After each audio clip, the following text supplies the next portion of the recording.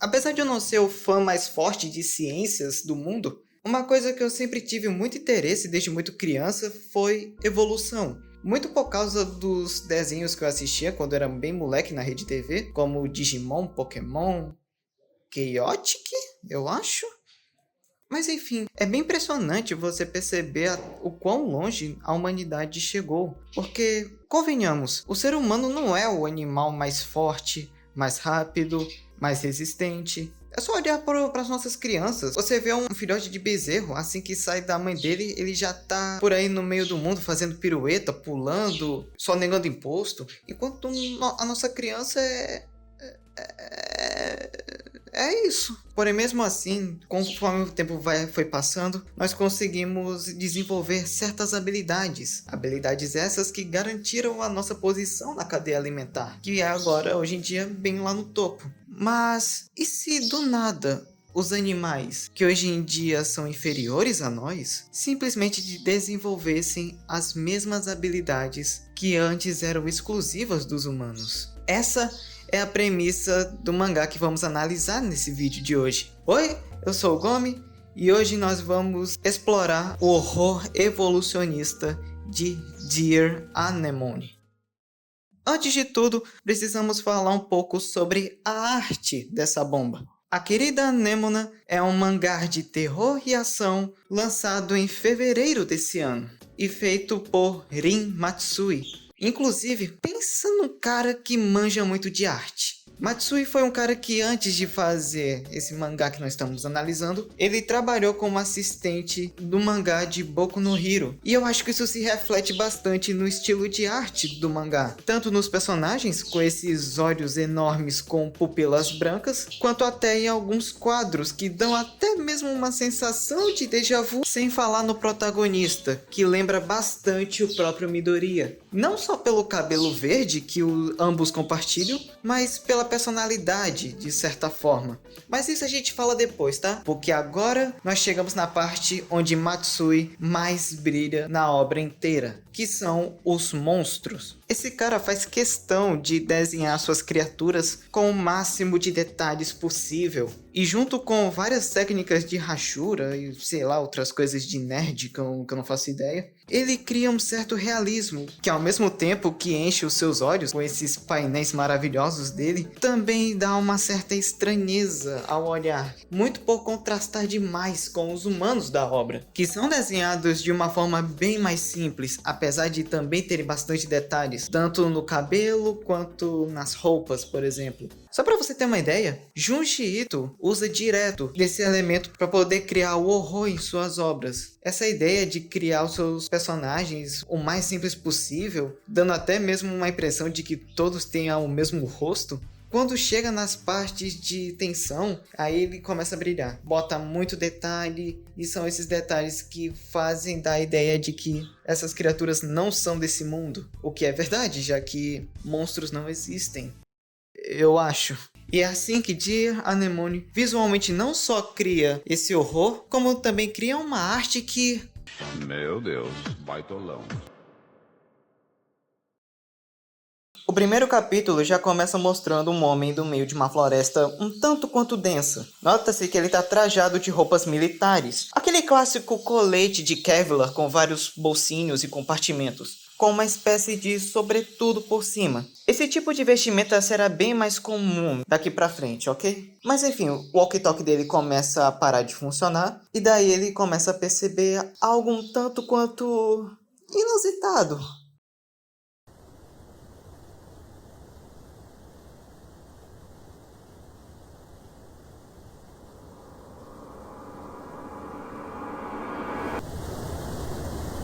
Um ano depois, somos levados até um navio, ou cruzeiro, e lá é apresentado o nosso protagonista, que se encontra passando mal lá. Esse é Hachiui Gaku, ou Gaku Hachiui, eu não sei como é a nomenclatura certa. E ele, junto com outras pessoas, eles estão indo fazer uma expedição no famoso Laboratório Natural da Evolução, vulgo Ilhas Galápagos. Caso você não saiba do que eu estou falando, as Ilhas Galápagos são um arquipélago que está localizado embaixo da linha do Equador. E ela foi formada há sei lá quantos milhões de anos através de uma erupção vulcânica no meio do mar. E pelo fato fato dessas ilhas ficarem no meio do mar e não fazerem conexão nenhuma com outro país, a vida que foi criada lá também se desenvolveu e se adaptou de uma forma praticamente independente. Algo bem parecido com o que a gente tem na Austrália, que também passou por esse mesmo processo, criando assim os animais estranhos que a gente adora fazer piada. Mas enfim, milhões de anos depois, junto com as descobertas e os artigos feitos por Charles Darwin,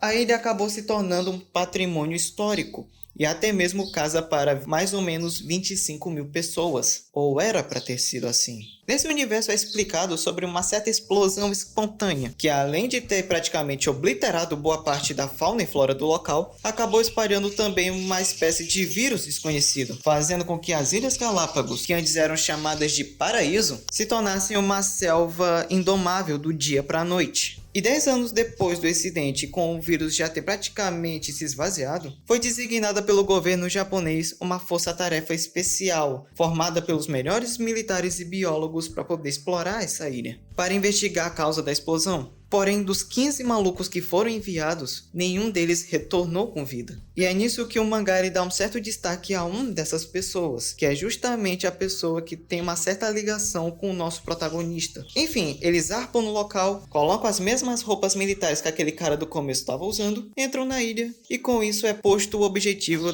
dessa nova investigação, a prova: resgatar os membros desaparecidos e recuperar as informações da explosão. Conforme eles vão adentrando a floresta, os mesmos começam a conversar sobre os motivos deles terem entrado nessa expedição. Vale ressaltar que todos eles que estão aí têm em média 19, 20 anos de idade e são completamente inexperientes. Sim, ao contrário da primeira força-tarefa, que era apenas composta por gente foda, eles aí sequer possuem alguma experiência militar. E é até dito por um dos personagens que todos eles entraram no navio sem fazer algum tipo de teste físico e sem nenhuma explicação os colocaram para aprender a atirar. De toda forma, praticamente todo mundo tá aí nessa expedição por um motivo mais egoísta. O principal deles sendo o dinheiro que foi oferecido. Sem falar que eles estão cagando pra rapaziada que tá desaparecida. Mas ainda assim, uma das personagens acaba perguntando pra Hachiui a razão dele ter vindo pra essa ilha.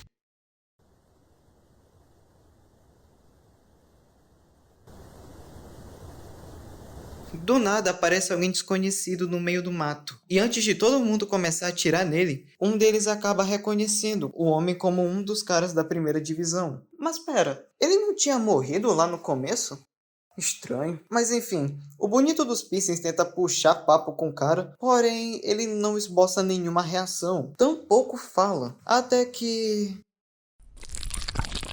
Ele não era o rapaz do começo. Ele na verdade era uma criatura que muda de forma. Praticamente um camaleão humanoide. E é esse monstro que simplesmente acaba decapitando o cara dos piercings na frente de todo mundo. Enquanto isso, uma das meninas escuta uma voz de alguém o chamando. Ela automaticamente foge do homem camaleão e corre em direção à voz. Porém... também não era uma pessoa. A menina tenta atirar nesse monstro várias e várias vezes, porém armas não surtem nenhum efeito contra ele.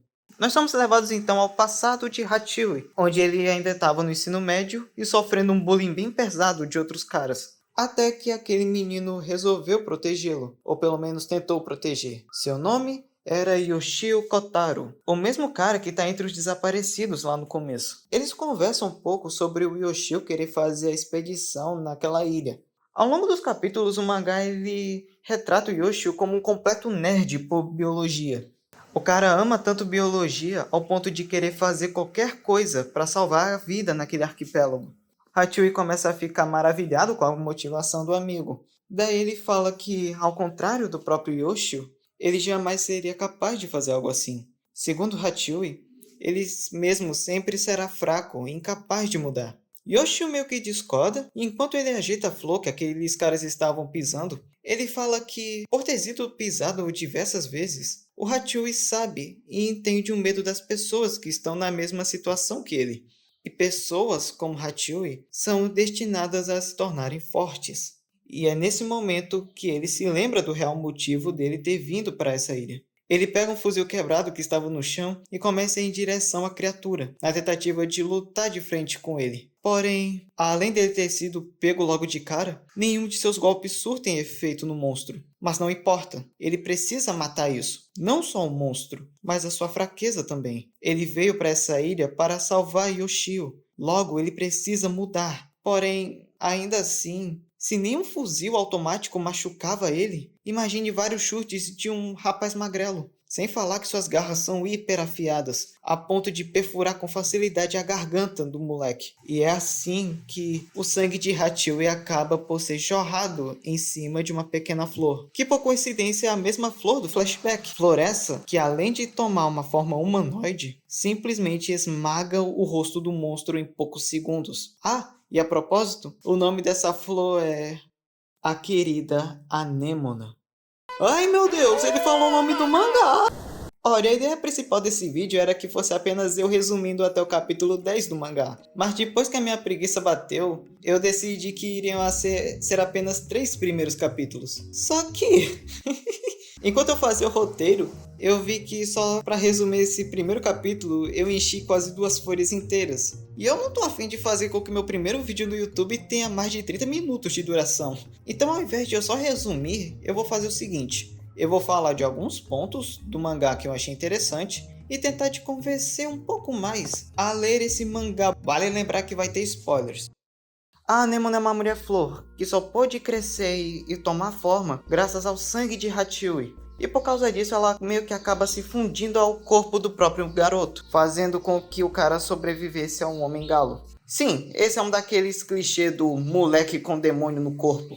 Particularmente, por um momento, eu pensei que ela seria tipo um Sukuna 2.0. Muito pelo fato que, no começo, ela não queria colaborar com os caras. Além de que ela tem o objetivo inicial de criar uma segunda explosão na ilha, já que a primeira explosão fez com que ela tomasse consciência e forma. Então, segundo ela, essa segunda explosão fizesse com que ela tenha total independência. E quem sabe ela pudesse também dominar o mundo ou algo assim. Mas depois de alguns capítulos ela começa a se aquietar um pouco e depois começa até mesmo a cooperar com Hachiwei, já que ambos precisam um do outro para literalmente viver. Enquanto a Anemona bate nas criaturas e cura o Hachiwei, o mesmo serve como as pernas da Anemona. E se eu não me engano, ela precisa do sangue do menino para sobreviver, eu acho. Porém, ela não deixa de ser um personagem minimamente interessante, pelo menos para mim, apesar de eu achar ela um pouco sem sal. Ela também tem uma certa rixa com uma outra mulher-flor, a Lobelia. Essa rixa entre essas duas flores envolve um certo cientista que as criou, que segundo ele, a Lobelia seria nada mais que um simples erro, enquanto a Anemona é considerada a criação perfeita dele. E essa tensão que esse cientista tinha pela flor vermelha fez com que a Lobelia odiasse a Anemona.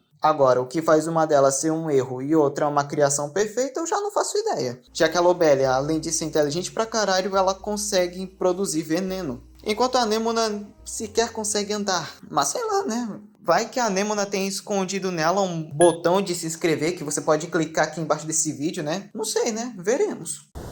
Lembra que eu falei que ele se parece um pouco com Midoriya em questão de personalidade? Então, ambos os personagens são bem empáticos e bondosos, por assim dizer. O que é muito bom, já que como os dois mangás são publicados na mesma revista, a Weekly Shonen Jump, tem toda aquela ideia dos heróis servirem de inspiração para o pessoal que é o seu público-alvo, os shonens, os jovens. Mas em contrapartida, eu sinto que essa mesma empatia faz com que os dois bonecos, principalmente o Hachiwei em algumas situações, ele vire simplesmente uma anta. Apesar disso tudo, eu gosto desse desenvolvimento de 3 capítulos do protagonista. O cara começa sendo uma pessoa com a menor autoestima do mundo e mais pra frente ele vai se tornando uma pessoa ainda mais confiante. Literalmente no primeiro quadro que ele aparece, ele fala pra si mesmo o quanto ele é inútil e os caralho.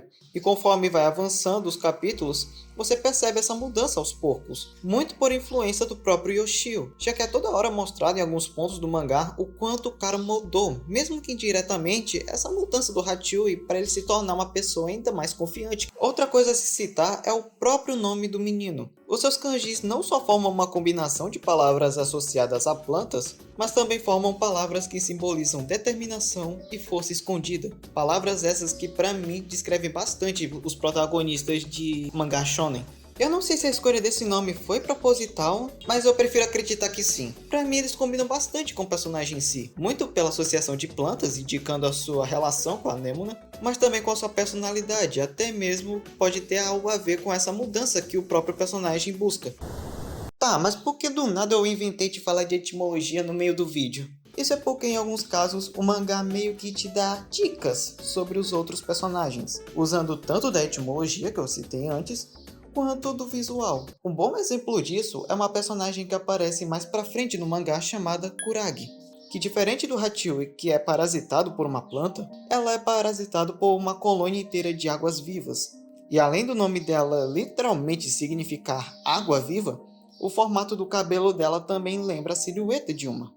Um outro exemplo que temos é o próprio Ryuichi, o cara dos pinces que morreu anteriormente. No começo do capítulo, quando todo mundo tá no barco, o cara ele tá trajado com aquelas jaquetas americanas de time de futebol. E nas costas dessa jaqueta tem estampado o desenho de um camaleão, o que pode ser interpretado como uma dica da morte dele, e até mesmo uma dica dos poderes dele. Sim, esse cara revive depois de uns 5, 6 capítulos. Não me pergunte como, porque o cara literalmente foi decapitado, simplesmente volta à vida e ainda com os mesmos poderes do bicho que matou ele. Mas enfim, tem também a Minazuki, que é revelado mais pra frente o fato dela ser uma mulher bichinho muito foda. Mas essa eu não consegui achar nenhuma dica sobre ela ou sobre os poderes dela. Mas tá aí a missão honrosa. Enfim, eu poderia falar de muito mais coisa, poderia citar o mistério por trás daquele cientista que eu citei antes, teorizar, mas eu optei por não falar tudo para deixar você ir lá ver e tirar suas próprias conclusões. E também tem o fato do mangá ter sido cancelado. No momento em que eu fiz o roteiro desse vídeo, o mangá estava no seu capítulo 10, 11, por aí. Porém, no seu capítulo 17 foi mostrado em que o mangá ele foi praticamente cancelado. Muito provavelmente por causa da baixa audiência e fracasso em vendas. O que é uma pena, já que é um mangá com muito potencial. Mas mesmo assim eu recomendo você ir lá e ler. Mas enfim, esse é o primeiro vídeo desse canal. Tem muita coisa que eu ainda tenho que aprender aqui. E se tiver alguma coisa que eu falei de errado ou que eu deixei de lado, sinta-se à vontade para me corrigir nos comentários. Dito isso, muito obrigado por me assistir até aqui. Eu sou o Gomi e até mais!